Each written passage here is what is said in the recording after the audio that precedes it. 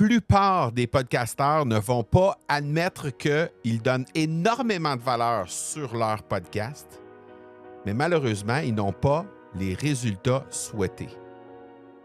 La valeur que tu livres sur ton podcast, c'est indéniablement un gage de succès. Mais c'est pas que ça que ça prend pour avoir du succès avec ton podcast et faire en sorte de savoir si les gens vont revenir ou pas et surtout à savoir si les gens vont prendre action ou pas envers ce que tu as à leur offrir. Alors aujourd'hui, on parle de pourquoi, malheureusement, beaucoup de podcasteurs donnent du contenu sans jamais obtenir de résultats. Tu cherches une façon de démarquer et tu as choisi le podcast pour y arriver. Que tu aies lancé ou non un podcast en ce moment, tu es au bon endroit. Mon nom est Marco Bernard et avec l'Académie du podcast, j'ai aidé plus de 1000 francophones de 15 pays différents à se lancer dans le merveilleux monde du podcast depuis 2018. Je t'aide à maximiser l'impact positif que tu veux avoir auprès de ceux que tu souhaites attirer comme clients et ainsi cesser d'être le secret le mieux gardé de ton domaine en utilisant le podcast. Trouver le juste équilibre entre offrir une valeur immense, quelque chose d'absolument exceptionnel comme contenu sur ton podcast à tes auditeurs et établir une reconnaissance, établir des résultats tangibles à la suite de l'animation de tes épisodes de podcast, c'est exactement ce qu'on va explorer dans l'épisode d'aujourd'hui parce que c'est malheureusement un sujet qui revient beaucoup trop souvent dans l'écosystème de l'Académie du podcast. C'est-à-dire qu'il y a des gens qui s'entêtent à vouloir créer du contenu en donnant un maximum de valeur. Ils s'entêtent à ne pas vouloir apprendre comment vendre leurs idées, vendre leurs produits, vendre leurs services à travers leur épisode de podcast, tout en faisant en sorte de donner énormément de valeur. Et c'est ce qui les amène directement dans le mur. On va se le dire, on va se dire les vraies choses. Ils s'en vont dans le mur en animant un podcast de cette façon-là. Et il y a beaucoup de gens que ça les rebute de vendre parce qu'ils se disent que de vendre, ça dessert l'auditeur. De prendre le temps de parler de produits ou de services ou d'accompagnement qui pourraient potentiellement aider les auditeurs, ça enlève de la valeur sur leur podcast, alors que c'est tout à fait l'inverse. Je vais te donner un exemple de marché. Quand tu te présentes au marché, imagine par exemple un grand marché où il y a différents vendeurs qui sont là, différentes tables qui offrent leurs produits. Et la majorité du temps, ceux qui offrent des échantillons gratuits, c'est ceux qui attirent le plus grand nombre de clients. On est d'accord? Parfait.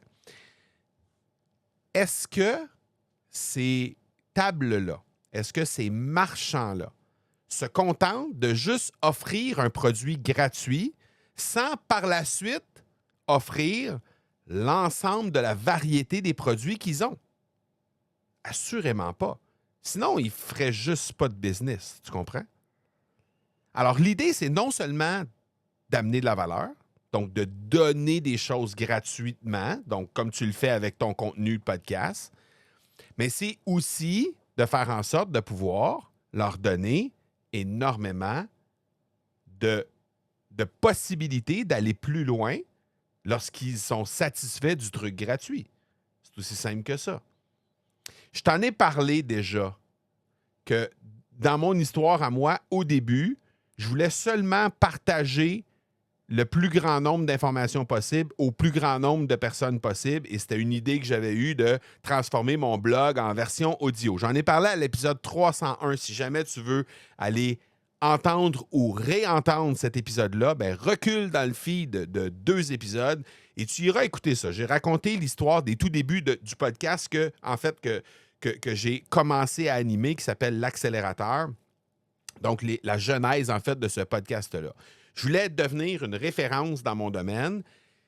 Et aujourd'hui, ce que ça m'a amené à faire, en fait, le fait que j'ai eu des résultats, que j'ai eu déjà des gens qui sont venus sur mon podcast et qu'on a eu des résultats tangibles, ça m'a amené à systématiser comment on peut faire pour arriver à reproduire des comportements d'auditeurs qui veulent aller plus loin avec moi, en l'occurrence Jean-François dont j'ai parlé à l'épisode 301, reproduire ça et faire en sorte que je puisse être capable de partager mon savoir, donner de la valeur, mais aussi gagner en notoriété. Et c'est ce que je t'invite à faire, mais dans ta propre thématique à toi. C'est-à-dire que c'est beau de donner de la valeur, c'est beau de donner du contenu. Mais il faut aussi que les gens te reconnaissent cette notoriété-là et veulent avoir l'intention de prendre action et d'aller plus loin. La générosité, ça paye. OK?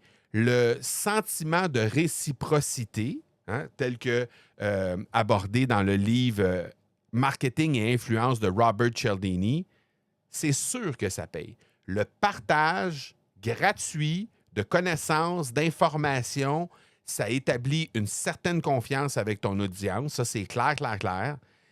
Et ça attire aussi une audience qui va être de plus en plus fidèle. Alors ça, là, c'est indéniable.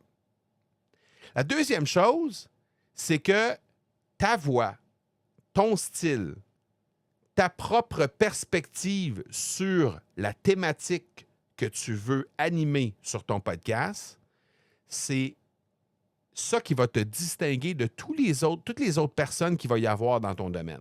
Donc, ta personnalité unique, ta couleur en tant que podcasteur, c'est ce qui va faire en sorte que ça va te démarquer de toutes les autres personnes qui pourraient éventuellement animer un podcast dans une thématique qui serait identique à la tienne ou proche de la tienne. Le troisième fait indéniable, c'est que la valeur de la cohérence, ça aussi, c'est quelque chose qui frappe. C'est-à-dire que la cohérence va venir avec le temps, va venir avec la régularité. Et ça, là, ça vient en cohérence avec tout ce que tu peux faire sur ton podcast ou sur l'ensemble des autres réseaux que tu pourrais faire. Cette reconnaissance-là que les gens vont avoir pour toi, de savoir que semaine après semaine après semaine après semaine, ils savent que tu es capable de créer du contenu sur une thématique précise, bien, inévitablement, ça va faire en sorte que ça va t'accorder une plus grande valeur. Tu as juste à prendre un exemple, n'importe quel podcasteur. Nous, présentement, là, tu es en train d'écouter l'épisode 303. Tu sais que j'ai fait 302 autres épisodes avant celui d'aujourd'hui qui ont parlé d'une thématique en lien avec un podcast. Que ce soit sous forme d'invités, que ce soit sous forme de thématique, que ce soit d'épisodes solo. J'ai fait plein de types d'épisodes, mais pendant 302 fois, j'ai créé du contenu en lien avec le monde du podcast. Ça amène une certaine valeur et ça augmente la notoriété que j'ai dans mon domaine parce que j'ai été capable de prendre parole 302 fois. Je le fais aujourd'hui pour la 303e fois. Donc, c'est la même chose pour toi. Le temps que tu prends pour créer le contenu et la régularité que tu vas y mettre, inévitablement, ça démontre la valeur que tu es capable d'apporter dans ta thématique. Et la dernière chose, dernier fait indéniable, c'est la puissance de la spécialisation. Être reconnu comme étant un expert, mais dans un domaine qui est très, très, très précis, ça va augmenter de façon significative la reconnaissance que les gens pourraient avoir pour toi. Encore une fois, je vais te donner un exemple en lien avec moi. Si j'avais créé initialement un podcast en lien avec la création de contenu, dans lequel j'aurais parlé évidemment de podcast, mais où j'aurais pu parler de création de contenu à l'écrit, création de contenu avec à la vidéo, création de contenu sur les réseaux sociaux, de plein de façons. Si toi, qui es en train d'écouter présentement, qui anime un podcast et ou qui veut lancer un podcast, arrive sur un podcast qui parle tantôt de blogging, tantôt d'infolettres, tantôt de posts sur les réseaux sociaux, tantôt de vidéos et tantôt aussi de podcasts, peut-être que tu aurais été moins intéressé, moins engagé et que tu m'aurais moins reconnu comme étant un expert de mon domaine du simple fait que je parle de à peu près n'importe quoi. Tu comprends? Donc, Le fait de spécialiser, de t'affiner sur la cible, ça va nécessairement faire que ça va accélérer la reconnaissance que les gens pourraient avoir de ta notoriété dans ton propre domaine. Donc ça, c'est indéniable. Ces 4 faits-là, ces 4 faits qui sont indéniables. OK? Maintenant, si je te fais une analogie avec un prof, par exemple, et ses élèves, tu as certainement déjà connu un prof qui connaissait sa matière sur le bout des doigts et qui transmettait cette matière-là de façon extrêmement précise aux élèves dans la classe, mais qui ne savait pas opérer son discours et qui ne savait pas avoir le charisme nécessaire et avoir la structure nécessaire dans son discours de prof pour inciter les élèves à être passionnés eux aussi par le sujet qu'il enseignait. Ça t'est déjà arrivé d'avoir ça. Bien ça, c'est exactement ce que les podcasteurs qui ne font que enseigner sur leur podcast font. C'est-à-dire qu'ils peuvent maîtriser sur le bout des doigts leur thématique, peuvent donner du contenu à chaque semaine pendant des semaines et des semaines. Mais comme ils ne possèdent pas la structure derrière pour amener les gens à prendre action et amener les gens à ultimement se transformer, donc dans le cas de l'analogie du prof, à faire en sorte que les élèves vont aller étudier, vont aller s'intéresser, vont être curieux sur le sujet, vont peut-être même faire du temps après les classes pour être capable de venir discuter avec le prof et échanger avec lui sur la thématique. Ils vont être intéressés par le sujet. Ils vont pouvoir passer à l'action sur le sujet. Bien, plus on a cette habileté-là en tant que podcasteur d'amener les gens à passer à l'action, bien, plus on amène les gens à se transformer. Et si tu as eu un jour un prof qui, à la fois, maîtrisait un sujet sur le bout des doigts et en plus avait cette structure-là et cette façon de communiquer-là pour amener les gens à passer à l'action, amener les élèves à s'intéresser véritablement au sujet, à les rendre curieux autour du sujet et à générer vraiment une espèce d'énergie de transformation autour de la thématique de ce cours-là en particulier. Si tu as eu la chance de rencontrer un prof comme ça un jour, probablement qu'aujourd'hui, tu te rappelles encore de ce prof-là. Et c'est probablement un prof que tu identifies comme étant un des meilleurs profs que tu as eu et qui a été le plus transformationnel pour toi.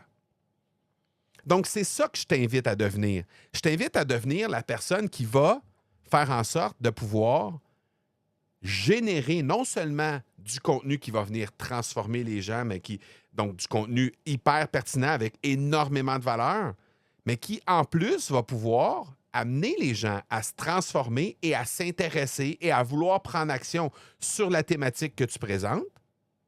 Et ultimement, bien évidemment, ça va générer des résultats qui vont revenir vers toi. Donc, ce n'est pas seulement de diriger de l'information vers ton auditeur, mais c'est de faire en sorte que ton auditeur va aussi revenir vers toi avec des actions précises que tu vas l'inciter à prendre. Il y a des façons précises que tu peux réussir à faire ça. Okay? La première chose qui me vient en tête, c'est en lien avec l'identification de ta proposition de valeur unique. Donc, ta PVU, qu'on appelle, nous, de façon plus dans le jargon, en fait, de l'Académie du podcast. La PVU, c'est la proposition de valeur unique. Qu'est-ce qui fait que dans ton contenu, qu'est-ce qui fait dans l'animation de ton podcast, que la couleur que tu nous présentes est radicalement différente que tout ce qu'on peut trouver ailleurs sur le web, que tout ce qu'on peut trouver ailleurs comme contenu dans cette thématique-là. Et l'exemple précis qui me vient en tête, c'est une de nos académiciennes qui s'appelle Stéphanie Pinault. Elle anime un podcast sur la comptabilité. Bon, on est d'accord, là? OK? La première réaction que tu as eue quand je t'ai parlé d'animer un podcast sur la comptabilité, c'est que tu dois te dire « Oh my God, que ça doit donc être plate! » Hein? Les comptables ont toujours été renommés, reconnus pour être les bas bruns, les gens les plus beiges, les gens les plus drabes qui peut exister.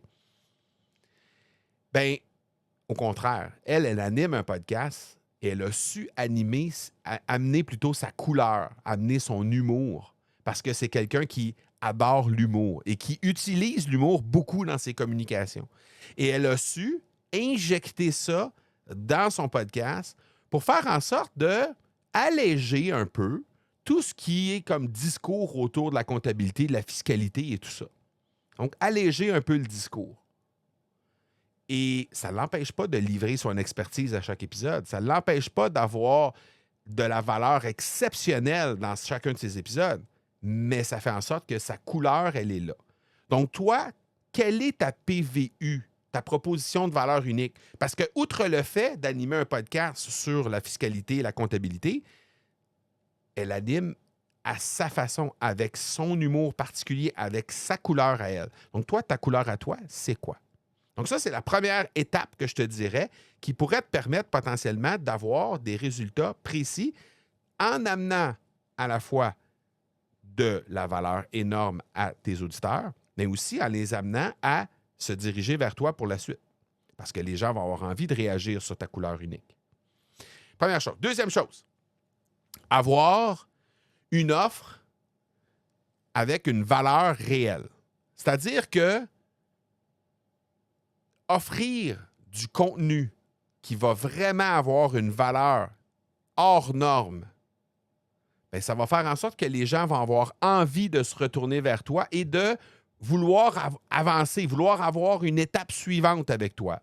Si tu leur donnes du contenu qui est vide, si tu leur donnes du contenu qui est juste très, très, très partiel, bien, ça va faire en sorte que les gens ne vont pas nécessairement vouloir s'engager envers toi. OK? Il y a beaucoup de gens qui arrivent dans notre écosystème et qui me disent comment on détermine qu'est-ce qu'on donne gratuitement de qu'est-ce qu'on donne dans notre... C'est-à-dire qu'est-ce qu'on donne gratuitement dans notre podcast de qu'est-ce qu'on garde pour nos formations en ligne. Et la réponse qu'on donne à ce moment-là, et c'est ce qu'on fait, nous, à l'Académie du podcast, c'est que on dit plutôt le contenu que tu offres dans tes formations va toujours pouvoir être affiché dans tes podcasts. Toujours, toujours, toujours. Tu ne retiens rien. La différence se situe dans la façon de structurer les épisodes pour faire en sorte que la personne qui s'intéresse sur un sujet X très précis, très niché, sur un épisode donné, bien, va peut-être avoir envie de découvrir davantage, va peut-être avoir envie d'aller plus loin dans le sujet, va peut-être avoir envie d'approfondir encore plus. Et c'est là que toi, tu dois absolument avoir bien structuré tes épisodes pour faire en sorte que les gens vont dire « Ah ouais, ça, ce sujet-là, c'est absolument exceptionnel. J'aimerais en savoir plus. » Mais tout ça, ça part d'une valeur réelle. Donc, si tu gardes ce que tu as de mieux pour seulement les gens qui vont payer, comment vas-tu faire pour attirer les gens à justement payer pour avoir accès à tes produits ou à tes services? Comment vas-tu faire? Donc, l'idée, c'est de, oui, livrer énormément de valeur, sans aucun doute, mais de structurer ton discours pour faire en sorte que les gens vont vouloir accéder à tout ce que tu leur offres par la suite.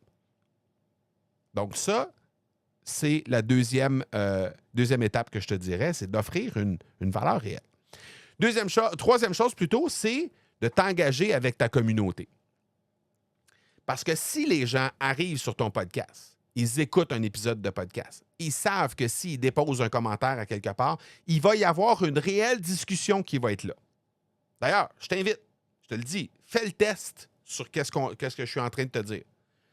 Si tu veux discuter avec moi, si tu veux qu'on engage une discussion, peu importe sur quel sujet, bien là, on parle aujourd'hui d'apporter du réel contenu et d'avoir des résultats à la fois. Bien, si tu veux qu'on discute de ça, pas de problème. Fais une capture d'écran de l'épisode que tu es en train d'écouter présentement et partage sur les réseaux sociaux en me taguant. Automatiquement, moi, je vais être notifié de ça et on va discuter ensemble sur le sujet. Ça va me faire extrêmement plaisir de pouvoir discuter avec toi. Donc, s'engager avec ta communauté, ça veut automatiquement dire que, d'abord, tu es prête à donner de la valeur. Ensuite, tu es ouverte à la discussion avec eux et à répondre à leurs questions éventuellement. Il y a des dizaines, des centaines, des milliers de personnes qui vont revenir vers toi pour te poser des questions. C'est OK. Si tu es prêt à faire ça, si tu es prêt à te rendre disponible, bien forcément, il va y avoir des gens qui vont être là et qui, ultimement, vont t'offrir la possibilité d'avoir des résultats avec ton podcast parce que tu vas leur avoir donné à la base de la valeur. Mais l'engagement envers la communauté va inévitablement t'amener à des résultats. Donc ça, c'est la troisième étape. La quatrième étape, n'hésite pas à mettre en avant des témoignages des gens qui ont été transformés à l'utilisation de tes services, de tes produits. Et ça, on en a parlé à l'épisode 296. Donc, si jamais tu as raté ça, là, on est à 303, donc tu peux reculer de 6-7 épisodes, aller à 296 et aller entendre ce qu'on avait à dire par rapport à ça. Le fait de mettre en avant des témoignages, le fait de mettre en avant des études de cas de gens qui ont été transformés, ça apporte de la valeur, ça. Pourquoi? Comment tu peux réussir à faire ça? Bien, on l'a fait, on l'a abordé en long et en large dans l'épisode 296, mais globalement, si j'ai à te résumer ça en quelques secondes, les gens vont être inspirés de voir que monsieur, madame, tout le monde, comme la personne qui t'écoute, est capable d'avoir des résultats en prenant un chemin que toi, tu leur as offert. Ça, en soi, c'est de la valeur. Et en plus, c'est une invitation à la transformation supplémentaire avec toi. Donc, tu peux juste servir les gens en présentant des cas comme ça. Donc, la quatrième étape, je te le dis, c'est de mettre en avant des témoignages, des études de cas. C'est extrêmement puissant. La cinquième étape, c'est de collaborer avec d'autres experts. Qu'est-ce que ça va faire, ça? Tu dis, ouais, mais collaborer avec d'autres experts, qu'est-ce que ça va faire? Comment ça peut faire en sorte que ça va m'amener à avoir plus de résultats? Bien, premièrement, ça amène de la valeur. Tu amènes d'autres experts, des experts connexes, des experts qui sont proches de ta thématique et qui viennent livrer du contenu qui est hyper pertinent. Donc, tu amènes de la valeur à ton auditoire. Tu augmentes la notoriété puisque tu es en train d'animer un podcast avec quelqu'un d'hyper connu. Donc, par association, les gens vont dire « Wow! Cette personne-là a accès à cette personne-là dans le domaine. » Ça veut dire que c'est quelqu'un d'exceptionnellement intéressant. Je dois me rapprocher de cette personne-là. Donc ça, les collaborations avec d'autres experts, par association, inévitablement, ça va t'aider. Ça aide à booster ta notoriété. Et quand les gens te reconnaissent une notoriété et qu'ils veulent réellement se transformer, évidemment que toi, tu les invites à le faire, bien forcément, il y a des résultats qui vont aller avec ça. Ensuite de ça, la sixième étape, c'est d'être régulier dans les publications. Régulier dans les publications, ça veut dire à la fois dans ton podcast et à la fois sur les différentes promotions ou les différentes offres que tu pourrais faire sur les réseaux sociaux pour faire que les gens vont être intéressés à consommer ton contenu. Donc, le fait d'être régulier, le fait d'avoir un rendez-vous, c'est une marque de respect envers ton audience. Et ça, les gens qui te reconnaissent du respect savent que, tu es là, beau temps, mauvais temps, pour venir leur livrer de la valeur. Donc, ils te reconnaissent cette notoriété-là de pouvoir livrer de la valeur à chaque épisode. Et ensuite, bien, ils savent que tu vas prendre le temps pour eux, que tu les respectes. Dans cette attente-là qu'ils ont envers toi, de recevoir ce contenu-là semaine après semaine. Et ça, quand tu fais ça, bien, les gens vont augmenter le niveau de confiance, vont faire en sorte qu'ils vont augmenter le niveau de notoriété et vont probablement avoir éventuellement envie d'aller plus loin avec toi. Et la septième et dernière étape que j'ai envie de te proposer, c'est de ne pas hésiter plutôt à oser partager tes histoires personnelles. Tout récemment, j'ai donné une conférence dans un événement en live. Dans cet événement-là, c'était une conférence, une toute petite conférence de 30 minutes. Et dans cet événement-là, qui était nommé le sommet, l'indomptable sommet plutôt, la conférence devait, ce qui m'avait été demandé, c'était de faire une conférence sur quelque chose que je n'avais jamais raconté avant et qui pouvait amener un contact avec la première fois ou une des fois où j'ai été un indomptable en affaires ou dans ma vie professionnelle ou dans ma vie personnelle. Dans cette conférence-là, j'ai raconté une histoire qui est arrivée dans ma jeunesse. À l'effet qu'il y avait un de mes entraîneurs qui était venu chez moi directement, mes entraîneurs de hockey, qui m'avaient vraiment brassé. Et ça avait fait en sorte que ça m'avait fait réaliser plein de choses. Et j'ai livré cette histoire-là, une histoire très, très, très personnelle, pendant pas une trentaine de minutes, mais disons pendant un 15 à 20 minutes. Les retours que j'ai eus ensuite, à la fin de cette conférence-là, ont été dithyrambiques. Les gens ont été emballés de connaître davantage mon histoire personnelle. Et tu es à même de savoir, je ne sais pas si au moment où tu écoutes cet épisode-là, tu es au premier épisode de l'Académie du podcast, mais si c'est le cas, ben, tu vas t'apercevoir qu'à chaque épisode ou presque, je vais te dévoiler des choses de mon histoire personnelle. Parfois des histoires professionnelles de ma vie ou parfois des histoires personnelles de ma propre vie. De ne pas oser partager des histoires personnelles, c'est de t'exclure de l'équation. Et les gens, d'abord, quand on achète quelque chose, et encore plus quand on achète un service, bien, on achète la personne qui nous livre ce service. Et si on veut acheter la personne, si on veut acheter de cette personne-là, bien, cette personne-là doit se montrer véritable. On doit connecter avec cette personne-là. On doit avoir un sentiment de connexion, un sentiment de même énergie, même valeur. Donc, si tu exclus tes histoires personnelles de l'équation, bien forcément, les gens ne vont pas te livrer des résultats. Si tu te concentres que sur « j'amène de l'information sans me dévoiler moi en tant qu'animateur, en tant qu'animatrice, personnellement dans mes épisodes de podcast », bien forcément, ça ne fonctionnera pas. Et dans la conférence que j'ai livrée il y a quelques semaines dans cet événement-là, je n'ai même pas parlé de podcast.